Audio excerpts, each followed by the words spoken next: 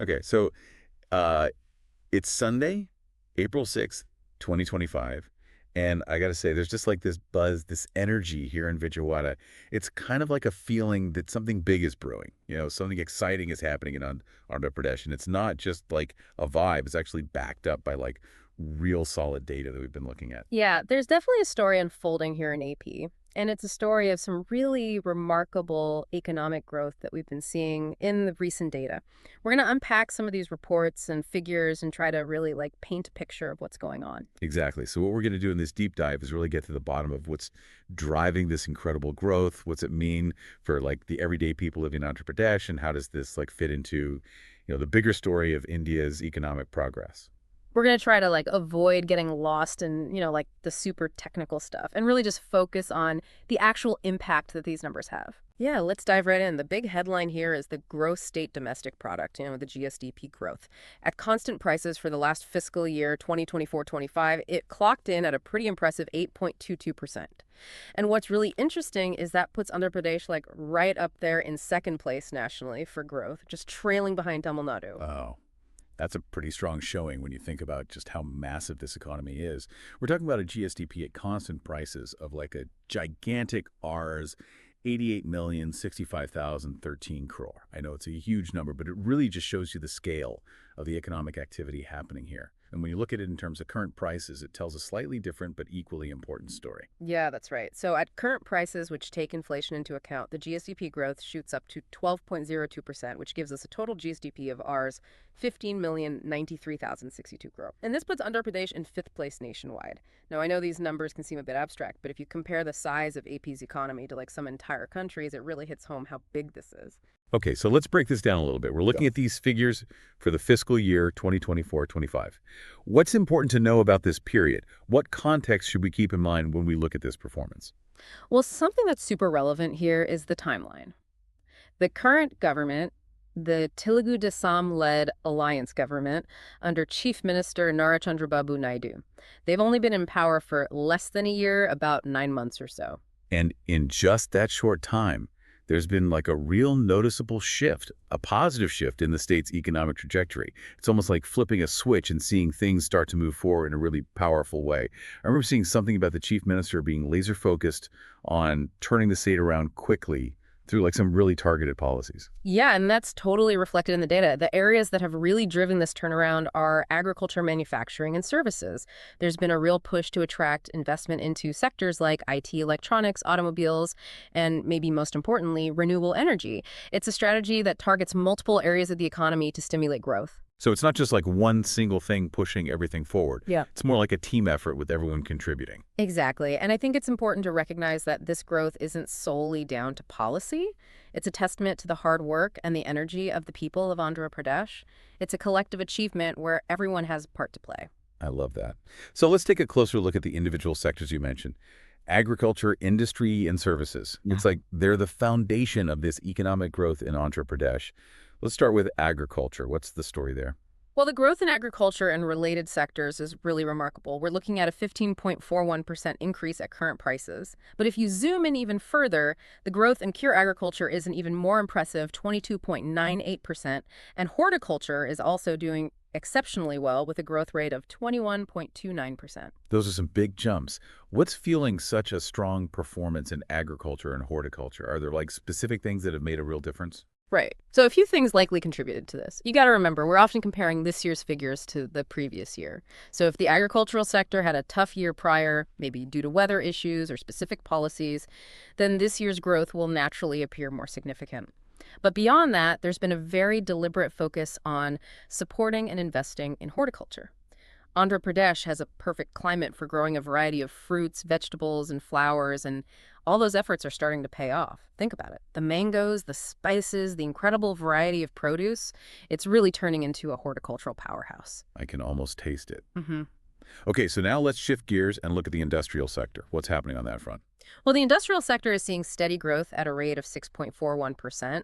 Within this, the construction subsector is showing a substantial increase at 10.28%, which is usually a sign of overall economic confidence and investment. Manufacturing, which is a crucial part of the industrial landscape, has grown by 5.80%. So it's more of a steady climb rather than a sudden surge in industry. That's a good way to put it. But I think it's important to connect these numbers to what's actually happening on the ground. The growth in construction probably points to new infrastructure projects like the expansion of industrial zones, maybe even the development of those IT parks and factories we talked about earlier. And the growth in manufacturing, while maybe not as dramatic as in agriculture, still indicates a healthy trend in the production of goods, which has a ripple effect on employment and other related industries. Got it. And finally, we have the services sector, which is a major driving force in a lot of modern economies. What's the situation in Andhra Pradesh? The services sector in Andhra Pradesh is doing really well with a robust growth of 11.82%. And if you break it down, education and health services have grown by 12.15%, which shows continued investment and demand in these vital areas.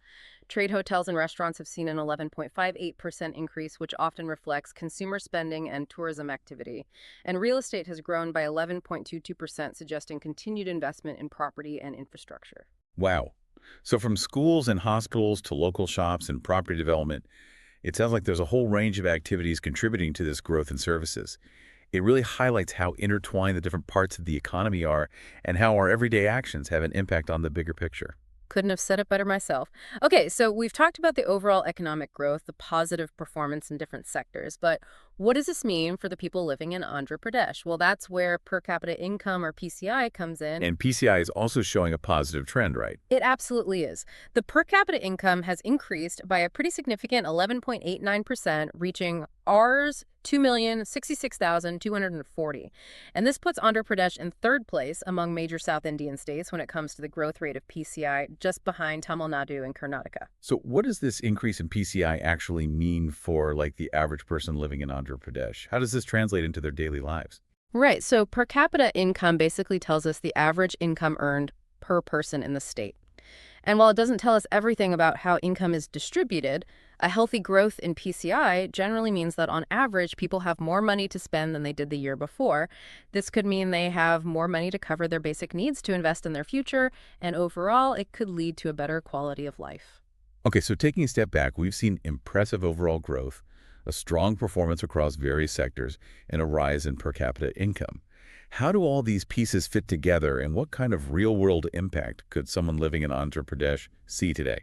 Well, the potential benefits are pretty huge. Strong economic growth usually leads to more job opportunities across the board, from agriculture and manufacturing to those booming service industries.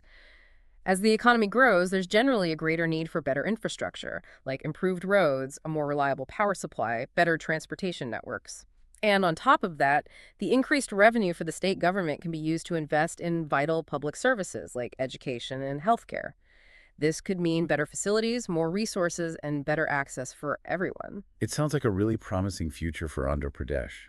And I know there's some pretty ambitious long-term goals that have been set out too. You're right. The government has laid out a really bold vision with the aim of transforming Andhra Pradesh into a $2.4 trillion economy by 2047. And to get there, they're aiming for a sustained annual growth rate of about 15%. That's a pretty big goal and shows a lot of ambition. That is huge.